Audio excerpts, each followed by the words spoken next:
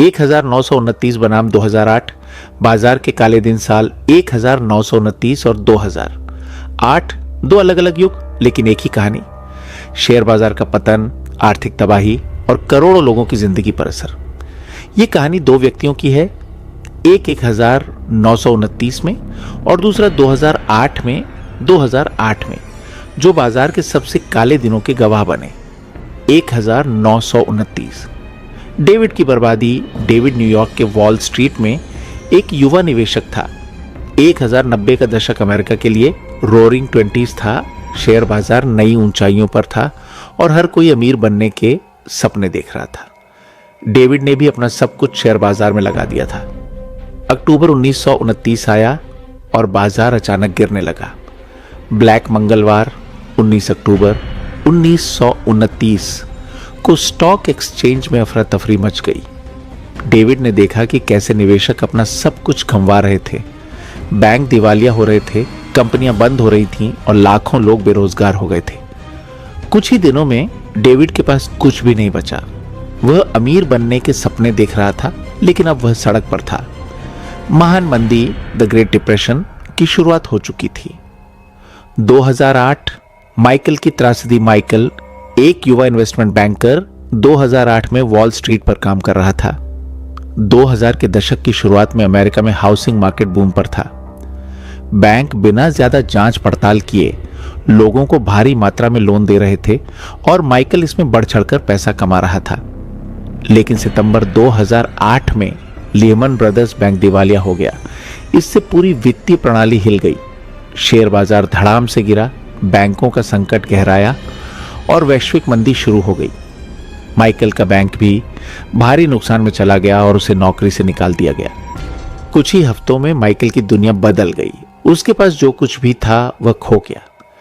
बेरोजगारी बढ़ने लगी, कंपनियों ने छंटनी शुरू कर दी और सरकार को बैंकिंग सिस्टम को बचाने के लिए अरबों डॉलर खर्च करने पड़े।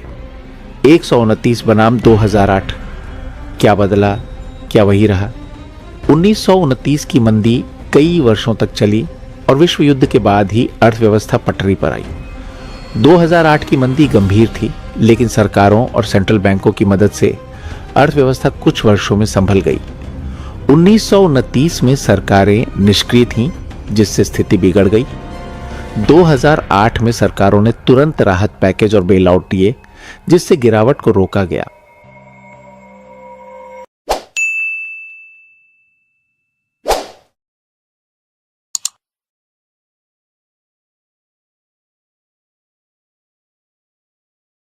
एक 1929 बनाम 2008, बाजार के काले दिन साल 1929 और 2008, दो अलग अलग युग लेकिन एक ही कहानी। शेयर बाजार का पतन, आर्थिक तबाही और करोड़ों लोगों की जिंदगी पर असर। यह कहानी दो व्यक्तियों की है, एक 1929 में और दूसरा 2008 में, जो बाजार के सबसे काले दिनों के गवाह बने। 1929 डेविड की बर्बादी। डेविड न्यूयॉर्क के वॉल स्ट्रीट में एक युवा निवेशक था। 1090 का दशक अमेरिका के लिए रोरिंग ट्वेंटीज था। शेयर बाजार नई ऊंचाइयों पर था और हर कोई अमीर बनने के सपने देख रहा था। डेविड ने भी अपना सब कुछ शेयर बाजार में लगा दिया था। अक्टूबर 1929 आया और बाजार अचानक गिरने लगा। ब्लैक मंगलवार 19 अक्टूबर 1929 को स्टॉक एक्सचेंज में अफरा तफरी मच गई। डेविड ने देखा कि कैसे निवेशक अपना सब कुछ गंवा रहे थे। बैंक दिवालिया हो रहे थे, कंपनियां बंद हो रही थीं और लाखों लोग बेरोजगार हो गए थे। कुछ ही दिनों में डेविड के पास कुछ भी नहीं बचा। वह अमीर बनने के सपने देख रहा था, लेकिन अब वह सड़क पर था। महान मंदी, द ग्रेट डिप्रेशन की शुरुआत हो चुकी थी।